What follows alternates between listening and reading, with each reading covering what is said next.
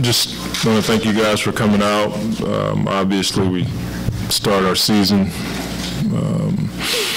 Looking forward to not only practice time, but getting to know our guys. We've had a great summer, and we're all excited, but no more excited than we are every year. Obviously, with new personnel and some changes and a new practice site, that's something that we can be happy about, and at the same time, I feel this way every year. So just want to thank you guys for coming out, and if you have any questions, go ahead. There's been some changes, obviously, but a guy that was here last year is helping out very hard. Can you talk about what he brings to the team?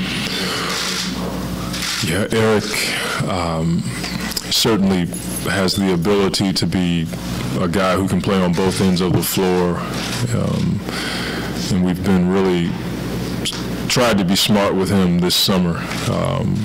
He just got clearance from his doctor in L.A. and our doctors, so he's going to be ready to get going here. He did a lot of conditioning with the team, but didn't get total clearance until this past week, and so that was good for us. But he has the ability to score the ball. He can defend his position.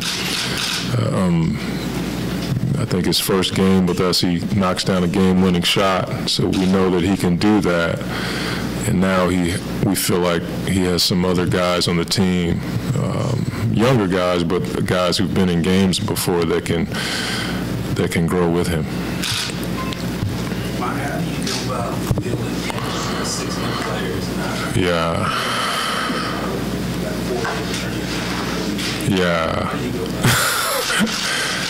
You go choke the guy who put the schedule together first. It gives you a game after 4 days of camp. But we started doing this back in June with our postseason workouts. We had like a 5-week mini camp where the players just came back and started getting work in, and it was good for them to do it while the playoffs were going on, because it gave them something to shoot for. And then getting guys back here in August, up until last week, they were on this campus every day, even Fridays, and a lot of guys came back on the weekend to get work in. And I think that it builds camaraderie when the guys are working together, eating together. They tend to do more off the floor. It's probably a good idea for us to be on the road to start in preseason, because we'll be able to get away and talk basketball and talk about other things that you typically don't talk about unless you're around each other. With the new weapons you have, and all people, you see going offense and the ball in the Well, I'm not going to. Last year, I kind of tried to not protect him, but make sure that he was brought along at a slower rate. I think this year, as I said to him this summer, you go now, and that's basically how I'm going to approach it. It's his opportunity to go out there and play and explore, but for longer stretches.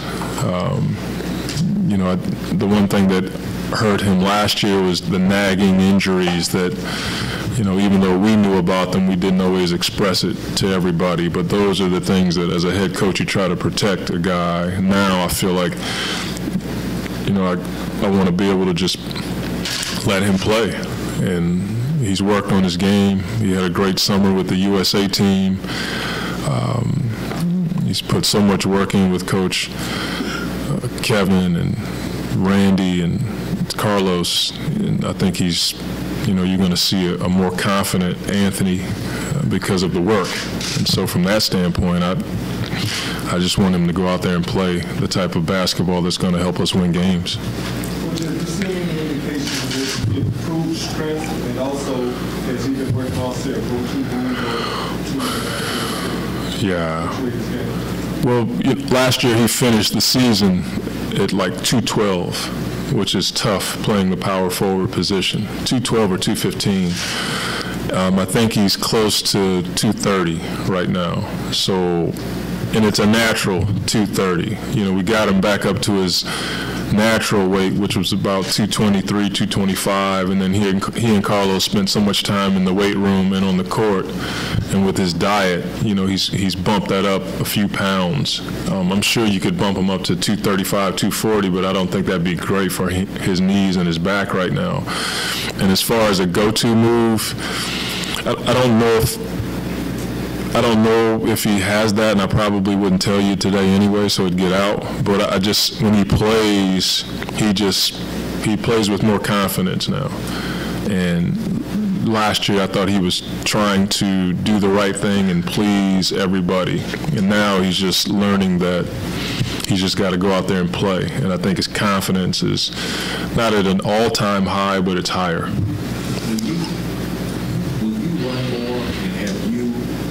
The subject of coming off the bench with Tyreek? You know, we want to run more.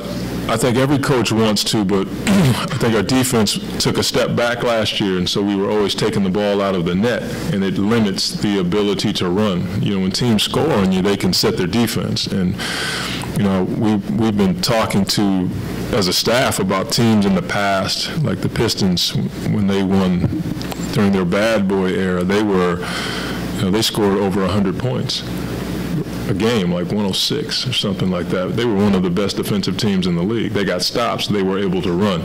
The only team I've seen that can run out of the net was the Phoenix teams with Stoudemire and Marion and Nash. It's hard to run nowadays out of the net. And so, yeah, we want to run. But we got to get stops, and that's something that all of our guys, even in their pickup games, I'm listening to our guys talk about our principles, even in a pickup game, and that's pretty cool. And as far as Tyreek is concerned, that was one of the things that we brought up with him before we signed him. You know, was he good with coming off of the bench? It's never been an issue for him. He said he just wanted to be here, and I think the idea of playing with Ryan and Jason in the second unit is probably exciting for him, because it should open up some alleys for him to get to the basket. But it's also something we have to work out in camp to make sure everybody's on the same page. Right, just remind you of anybody you witnessed or associated with this team collectively, skill-wise, at this time? No, I couldn't say. We haven't put it together yet. We haven't played a game, haven't had a practice, so I don't know.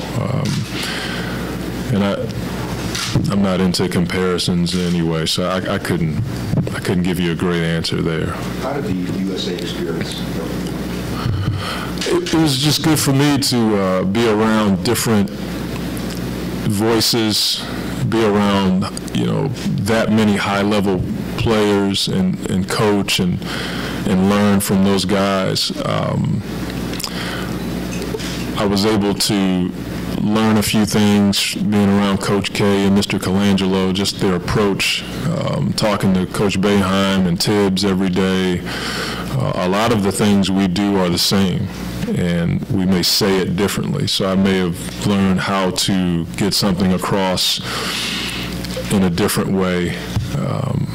If you're around Coach K for any period of time, you get it right away why he's been so good and one of the best ever, because of his approach and his diligence and work. But you know, I just sat and listened a lot for about a week, and you know, Lord willing, it'll add to my coaching base and help our players. Go back to AD quickly. You touched on his physical, I guess, improvements and enhancements. Some of the reports over the summer that kind of looked like, let's say, a leadership role. Is that something that stood out to you that you expected, or it's been a pleasant surprise? I think with AD, it's not always comfortable being in that position, and my message to him was learn how to deal with the uncomfortable. It's not always a cool time when you're 20 years old and you got to stand up and tell guys what to do. And I think he he took on that role this summer, and he got more and more used to it. And with Jason's help, he's been better at it. And my thing is, it's no different than putting him on the floor in positions where he can go. I also want him to be able to do the same from a leadership role and not have to do the rah-rah speech all the time. You know, leadership usually comes from service, and he's always been a good teammate, and now I'm trying to get him to take on the role of demanding from his teammates because he's worked at it. You know, if he wasn't putting the work in, I would never ask him to do it. And there have been things that he did this summer that I didn't ask him to do. I mean, he was at almost every summer league practice, and he closed every practice. You know, he brought the guys in, he talked to them about what we did in practice, how we can improve, and I didn't tell him to do that. That's just who he is. And so, you know, it's his time to move into that role. And I think with Jason's help and with Drew, who's a natural leader, I believe, he's only going to get better at that. Do you visualize him playing more at the shooting guard? Yeah. I think all three. Depending on who's in the game with him, I think he can play some point. Certainly can play both wing spots. On most NBA teams, the 2 and 3 are the same. It's not like back in the day where the 3 small forward spot was on an island by itself. Now those 2 spots pretty much mesh. But I think it just depends on who he's playing with. I think Tyreek has to be on the floor with shooters because it opens up the floor and he can do what he does best, which is attack the basket. But to answer your question, I think he can do all of those things. I think he can play some point, but he certainly can play both wing spots.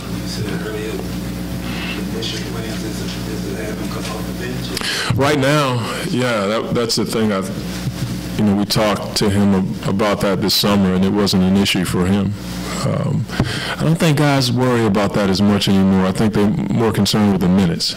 If the minutes are still where they could be, I'd like to keep, if I can get him in the game for 28 to 30 minutes a game, that would be optimum for us. I think it would keep him fresh, but also keep him on the floor. Now that changes because of circumstance, but I think guys are more concerned with minutes than they are starting, and I think guys are more concerned with finishing the game.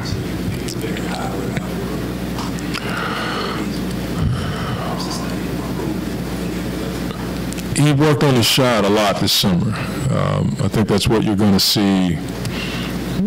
He has more confidence to take open shots. The thing that I don't want him to do is forget what he does well, which is rebound and run the floor and slash to the basket. But he's put a ton of work into his shot, and this is the first summer that we've had him most of the summer. He did play in the African games, but we had him almost all of the summer. And he gives us the ability to guard tough wings to start the game. And we'll go from there. Now that you're over here, how much synergy is there between Pelicans and Saints organizations?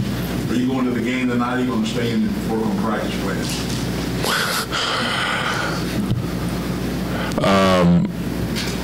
Obviously, when you're around Coach Sean and Mickey, you learn a lot.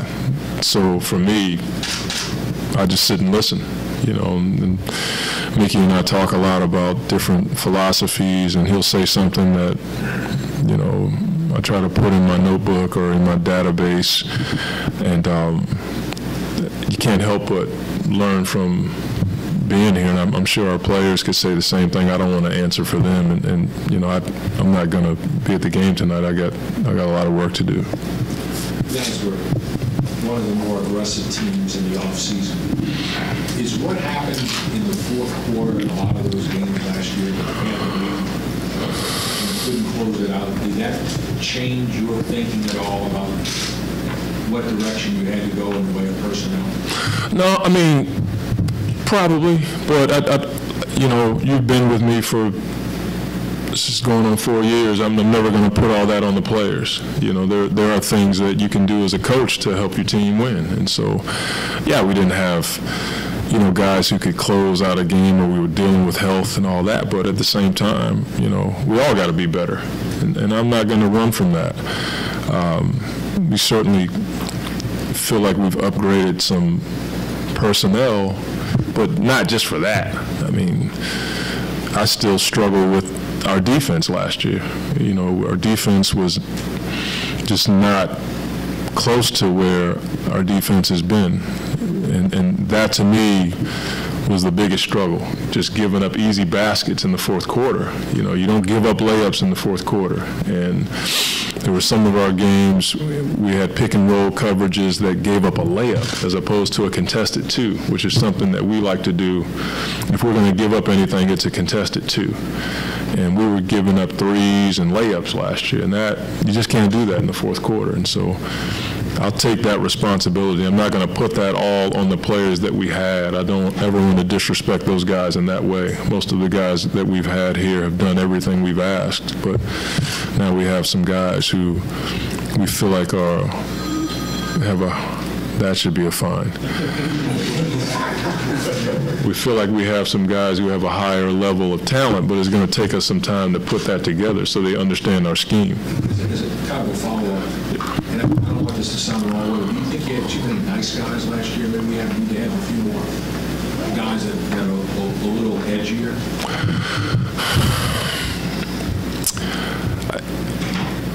I would, instead of nice or edgy, I would lean towards competitive. You know, I think you got to have guys who hate to lose at any cost, and I don't think that we've always had that. You know, when you lose Chris and David, you lose that, and Willie Green. You know, those three guys were about as competitive, the three, as I've ever been around in my life. I mean, to the point where we all competed. You know, it was like a lot of stuff went on that first year that just made our gym better. And I think we've added that. Drew is a competitor. Jason is. You know, Jason's deal this year is being able to play upwards of 70 games this year, and that's going to make our team better. So I would lean towards competitive over nice or edgy, because we still value character, but I still think that you can have high character and still be highly competitive, and I like guys who hate to lose at anything, and that's one thing about our pickup games. We've had a lot of chirping in our pickup games this year, which I love. You know, that's the one thing about the league that's different. You know, I don't condone fighting or punching your teammate, but that's the thing that's different about the league now. You know, there's not a lot of fights in practice anymore, and you don't want that to happen, but you love the atmosphere, and that's the one thing we have to have is a competitive atmosphere. Coach, last year you said took some things for granted as far as teaching the team defense. Yeah. You had a lot better. Yeah. How will your approach be different this year? What do you find about the guys you had as far as improving the defense? Yeah, we're just going to start from ground zero. We're not going to go into the season thinking that guys know whatever. We're going to make sure that we start from a base and build off of that and not assume. And I think it's the best way to build your program. In so many ways, it feels like year one because we have so many new guys. And even though they know certain things about defense, they have to understand the way we do it. And I got to have a feel for what they do well on defense and not just try to bash them into my own template of defense. It can't be that way, but defense is the one side of the floor that, for me, we have absolutes that can't be broken. And so from that standpoint, we just got to start from zero. You know, we can't assume that everybody knows. Their Chief and Jason and AD and Austin, those guys will know more than they knew before, but Drew, Tyreek, Greg, Anthony, Jeff, Ayo, they have no idea what our language is, and so from that standpoint, we got to teach from ground zero. You're talking about talking to Mickey a lot. Anything specific you can recall that's been helpful to you? Nothing I would share. It's just a lot of stuff that we talk about is personal, you know, and I don't want to be rude in that way, but a lot of the things that we talk about are, you know, just for us. They're just for me and him and the team. And so it's nice for him to just walk across the parking lot and just say, have you thought about this? You know, and I'll be like, not really, you know, and I'll take time to go home and ponder it and see how we can add it. And it's just different, you know. When you're at the Alario and they're here, it's not as easy to cross the Huey P and go talk to somebody about. By the time you get there, you're mad because 3 people cut you off and there's traffic. So you don't even want to deal with it. And now you can just walk across the parking lot and all you got to deal with is walking by a high-end car. And that means that we look at personnel, facilities, and ownership. In your first 3 years here, probably 1 or 2, if not 3 of those things, you could use transitional or uncertainty to describe them. And it seems like this is the first time you're sitting here and it doesn't apply. Does that matter to you? I mean, I've said this since I've been here, like, it's still basketball. You still got to play basketball. Whether you have an owner, whether you have a practice site, it's still basketball, and that doesn't change. Now, we have a great owner, we got a great facility. Those are good for us and pieces to the puzzle and part of the process, but basketball doesn't change. And that's the thing that I've been trying to get our guys to understand. You're not sitting at the free throw line in the 4th quarter saying to yourself, if we had a better practice site, I'd make this. It doesn't work that way, you know, so it's still basketball. The thing that we have is an owner who's passionate and he cares, and that's different for me. I haven't been around that, you know, as a head coach. So that can only help us and make us a better team. Coach, can you talk a little bit more about trying to get these guys to mesh? I know you talked about working on that chemistry back in June, the 5-week camp. Just as you move forward with some of the new pieces that you picked up in the offseason, getting these guys to fit off the bench, position-wise, that type of stuff. I mean, it's what every team goes through during this time, especially the teams that have made moves as we have. You're talking to them about sacrifice. You're talking to them about the buy-in, how hard we have to work. But I think the thing that helps us more than anything is guys like Jason and AD and Austin and Brian, guys who've been here who get the message across. Darius, they tell the guys what we're about, and it cuts down on some of the stuff that you have to do. They'll know some of my pet peeves, and they've already shared it with some of our guys because I've heard some things. You know, guys talk, and by the time it gets to me, it's not pretty or flattering, but it is what it is. At least they get the message. And so I think that helps us more than anything, just having guys like Ryan who can go tell Drew, well, this is what we do. You know, turn your cell phone off in a meeting. Don't bring it, because you don't want to deal with coach if your cell phone goes off, like it did here. So it's just one of those things that the players get that across to the guys, and it builds, and you can discuss, you know, how to go from there as far as, is this important? Am I just kind of tooting my own horn so I can be the head coach, or is this going to help the team? So I kind of like to hear the feedback, even though it's not so flattering once it gets back to me.